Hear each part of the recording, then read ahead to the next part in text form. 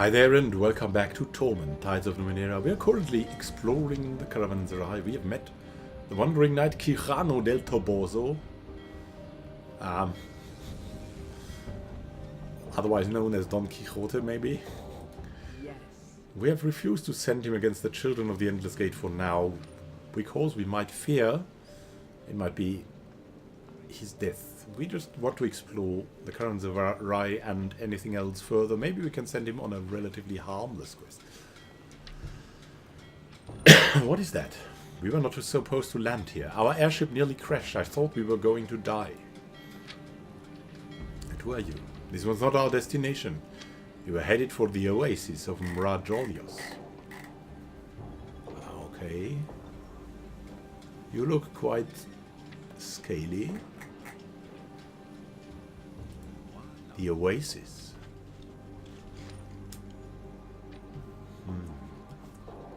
Sure. And what more can we find here?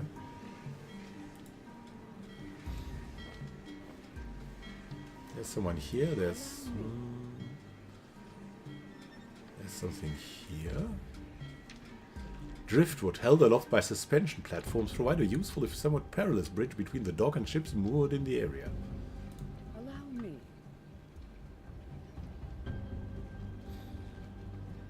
Master Renio? Who are you? I'll remember that. This airship master is keeping a nervous eye on his vessel. He's a short and wiry man, dressed in travel-stained but well-kept clothing. He's chewing on his impeccably groomed moustache in frustration. As you approach, he turns away from his vessel.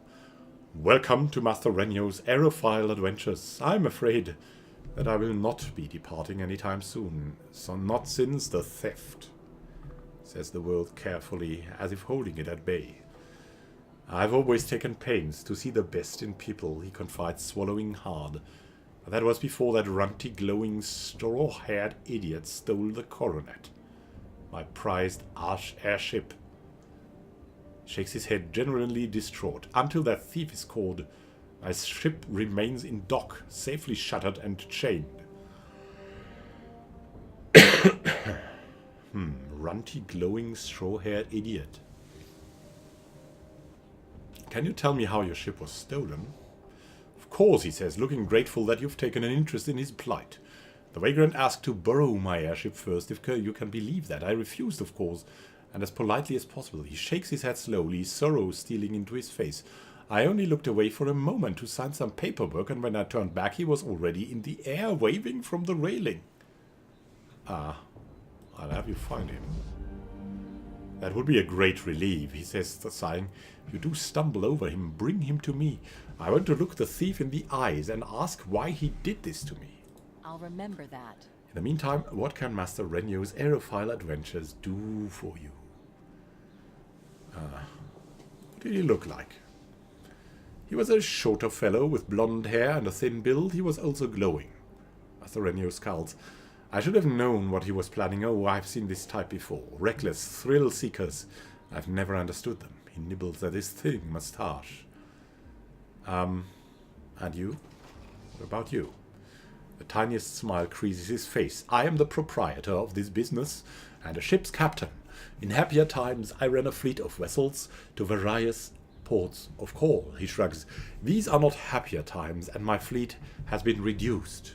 Now I have but a single vessel, or rather had. He shrugs. Such is life. You build for your family, and the vicissitudes of fate drive your plans into the rocks. But my struggling enterprise is the least of the gifts I hope to bequeath to my heirs. I try to teach them dedication, endurance, fairness in all dealings. Shoves his hands into his pockets. What good would it do them to see me take unfair advantage? I would rather be ruined than teach them that falsity is the route to success. He laughs softly. My apologies. This has been much on my mind of late. You did not ask about my philosophy. And where do you travel?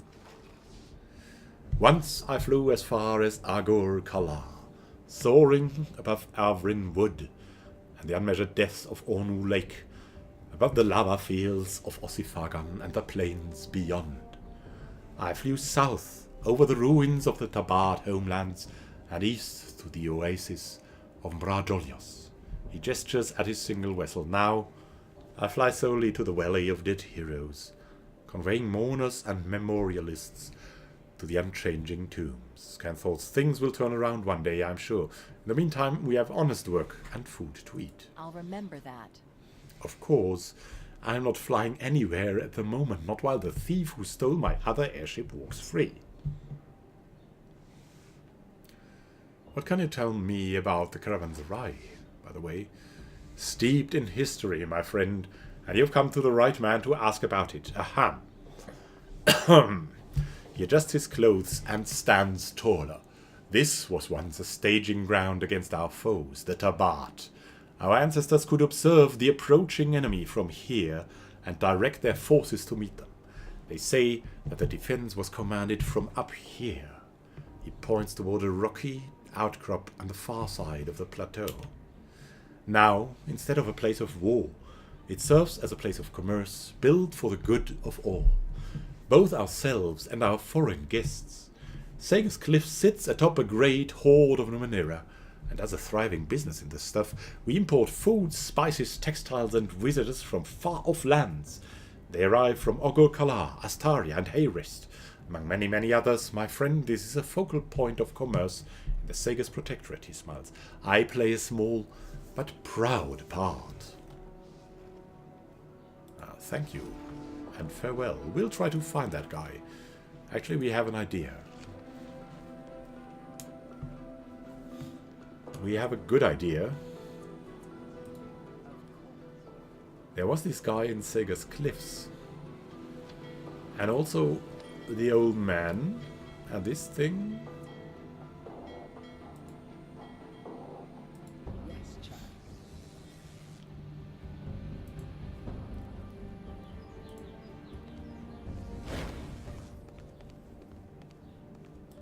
Alright, nothing new from him, so he might not be the one, and that might not be the ship. But I think I know. You bet. There was this guy down here. Yes.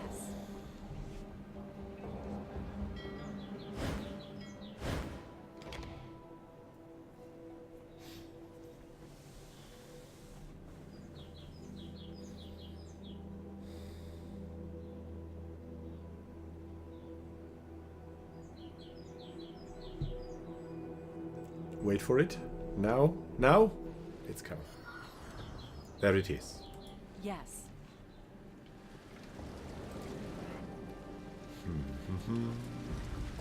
Yes.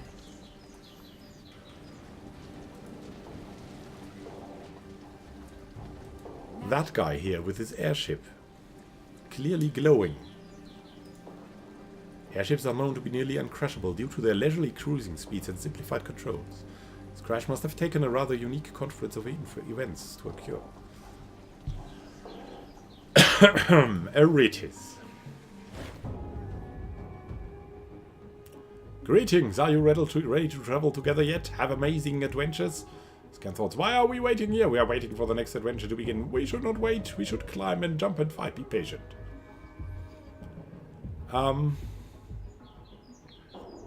Seriously, what's that glow surrounding you? What glow? He says, looking behind him. The owner of that airship wants to have a word with you. That's strange, he says, sweeping a lock of blonde hair out of his eyes. I already talked to him once. I was explaining to him how I needed to borrow an airship. He said no, so I waited until he wasn't looking and borrowed it anyway. He trails off, his golden glow diminishing slightly. A troubling thought wrestles its way onto his face. He's not angry, is he? He's very angry with you. You should talk to him. So we could convince him. Kallistig might convince him.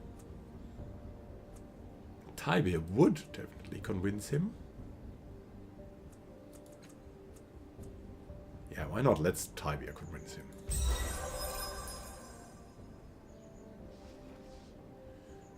Aha. Oh, he says, staring at the ground. His glow fades further. If you think it's the right thing to do, he blinks, and a wide smile spreads over his face. His aura flares like a star. Yes, it is the right thing to do. And I'm going to do it. I'm going to right this wrong. He strides off toward Caravanserai, whistling cheerfully.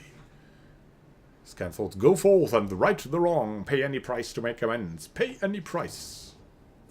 Making a note. And he likes us better.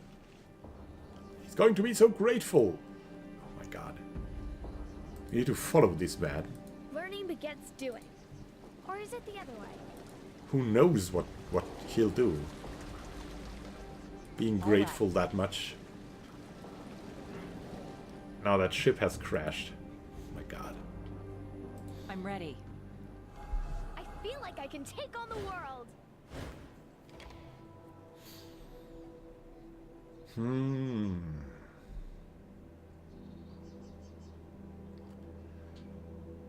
Yeah.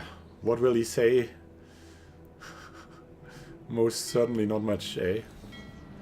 What could you say when a madman comes to you? There was someone running here. A sailor, okay. Yeah, that's odd. Like, I think that's really odd. I imagine, like, it's loading, and then everyone hurries to its place, like that one. I must stand here. The loading is not yet complete. I'm sorry, but I still have a terrible cold. Trust and honesty are our bonds. So now, let's moderate this talk. Making a note. Enough, the airship master says, hands clenched before him as though he means to seize Eurytis by his doublet and toss him from the launch platform. You stole my airship, it's too late for apologies. Are you sure? Eurytis says, cocking his head.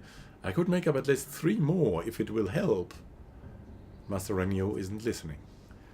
I demand compensation. My vessel, my source of livelihood snatched by this vagrant. He stares hard at the oblivious glaive. I require justice. I will take it in the form of service. Service? You would take that madman into you? Into your service?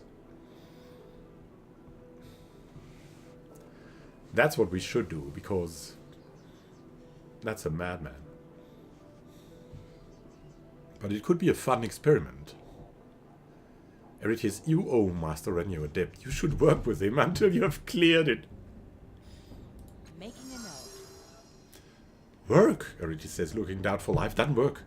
I've never liked it much. It's too worky.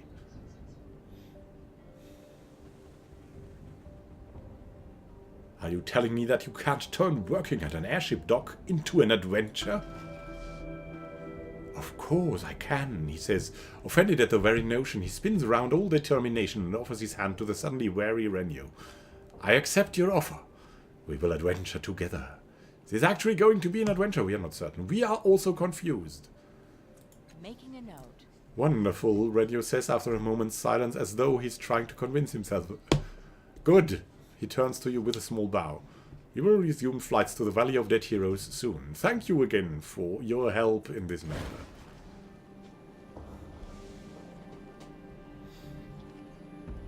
Another hero turned to a worker. You think that's best? That's what we do every day. Hey, Rin can do Ready if something. you are. Speed, intellect. Unarmed attacks.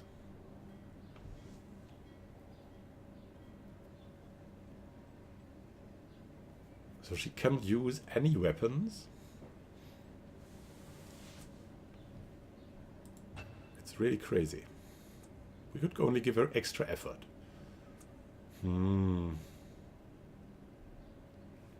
an intellect, I don't know.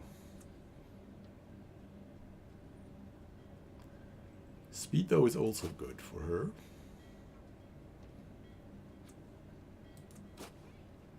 And we have the Cloak of Aal. All other members gain 5% on stealth, evasion, and esoteric attacks. Could we learn? Innervate, resourceful. In cipher use, Yeah, we could make her our cipher girl. And a skill. Running. Perception. Yeah, she could be perceptive.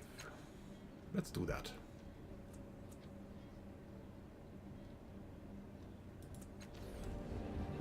There we go.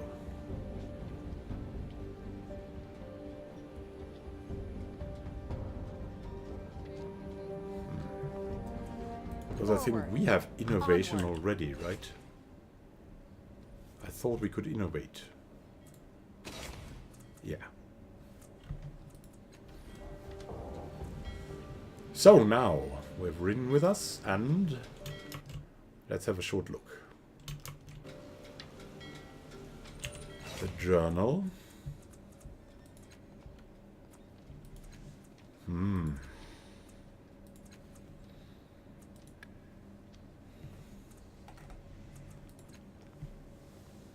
peerless infestation. Yeah, but we must rest before that. It is absolutely necessary. Master Renew. The merchant watches Eritis carry heavy boxes and dance over ropes. The lad's a bit of a menace, but we'll make a stiff door of him yet, I reckon. Chuckles. Scansels. I've seen worse. Well, not worse, but it's just his first day, that's all. That's all. What can I do for you? And now we can fly to the Valley of Dead Heroes, but we'll not do that yet. Trust and It's good that we are honesty here. our bonds. Yeah, that's We'll something rest I could do. ourselves and proceed then.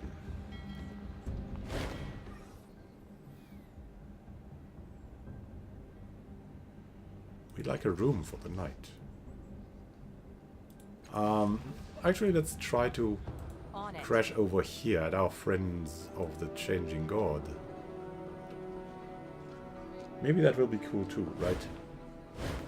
Maybe. Let's find out.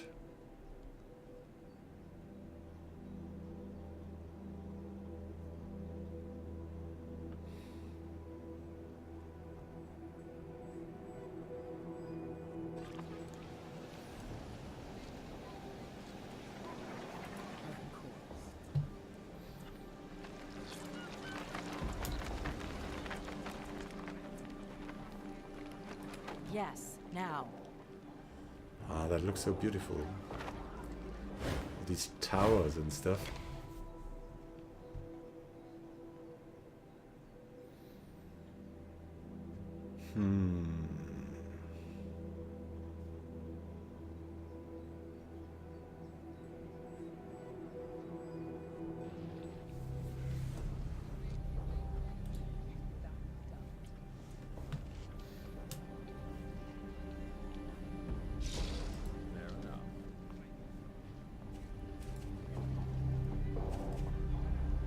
Could we sleep here?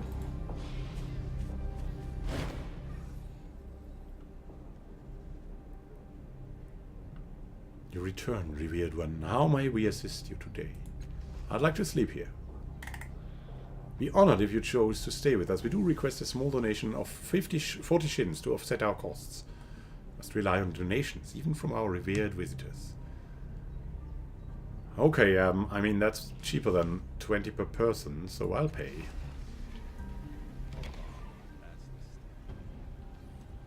Oh, that's the stuff. Yes, that's the stuff. So let's try this again. Who will try to stop us now? Let's go.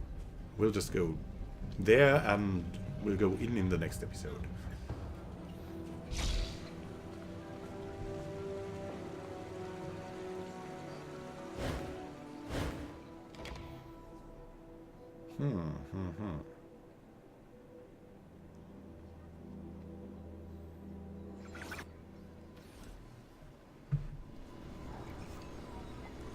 Learning begets doing. Or is it the other way? Has something changed with these things, by the way? Try speaking to the cones again. Nope, not really. Alright. We don't care. Now back to this. Is this a giant ant helmet? I don't know. Thank you for watching and happy gaming to you. See each other in the next episode where we go and fight Peerless. Have a good time until then and happy gaming.